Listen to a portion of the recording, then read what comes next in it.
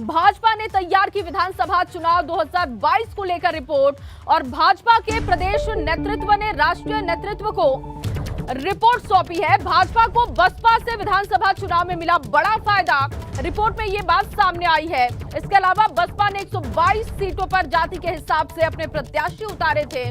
सपा प्रत्याशी की जाति के हिसाब से बसपा प्रत्याशियों का चयन हुआ, रिपोर्ट में ये बात भी सामने आई। इसके अलावा 91 मुस्लिम और 15 यादव उम्मीदवार बसपा ने उतारे। एमवाई फैक्टर के अनुसार इन सीटों पर समाजवादी पार्टी की जीत की संभावना थी। बसपा से सजातीय उम्मीदवार उतारने का फायदा भाजपा को मिला और भाजपा ने इन 122 में से 68 सीटों पर हासिल की है जीत। तो ये तमाम बातें रिपोर्ट में सामने आई है। ब्यूरो चीफ वीरेश पांडे जी इस वक्त हमारे साथ जुड़ चुके हैं ज्यादा जानकारी के साथ। वीरेश जी, लगातार ये देखिए, ये आरोप बसपा पर लगता रहा है कि वो भारतीय जनता पार्टी की बी टीम है। जो रिपोर्ट सामने आई है, कहीं ना कहीं ये बात सामने आई है कि बीएसपी की वजह से भारतीय जनता पार्टी को बहुत बड़ा फायदा हुआ। देखिए, जो रिपोर्ट दी गई है उसमें सबसे महत्वपूर्ण और अहम विषय ये है कि रिपोर्ट में कहा गया है कि जो निषाद पार्टी है, जो अपना दल एस अनुप्रिया पटेल की पार्टी है, उससे बहुत ज्यादा फायदा भारतीय जनता पार्टी को नहीं मिला।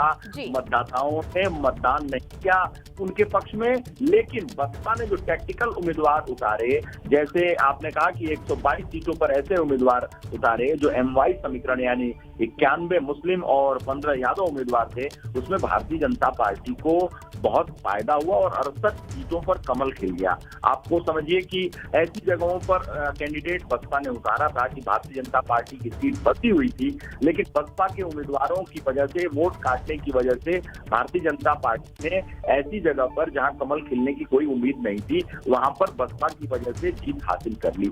लेकिन इसमें महत्वपूर्ण विषय ये भी है कि फरेंदा, सिराथू और 1 दर्जन से अधिक सीटें ऐसी हैं जहां कुर्मी वोटर्स ने भारतीय जनता पार्टी को मतदान नहीं किया। बहुत सारी ऐसी सीटें हैं जहां निषाद पार्टी से गठबंधन होने के बावजूद भी निषादों ने भारतीय जनता पार्टी को वोट नहीं किया। ऐसे में जो आंकड़े हैं वो ये कह रहे हैं कि भारतीय जनता पार्टी की इस बार जो 250 से ज्यादा सीट मिली है, उसमें बसपा टैक्टिकल उम्मीदवारों को उतारने की वजह से भारतीय जनता पार्टी ने सफलता हासिल की है और बसपा बहुत ज्यादा संबल के रूप में भारतीय जनता पार्टी के काम आई है।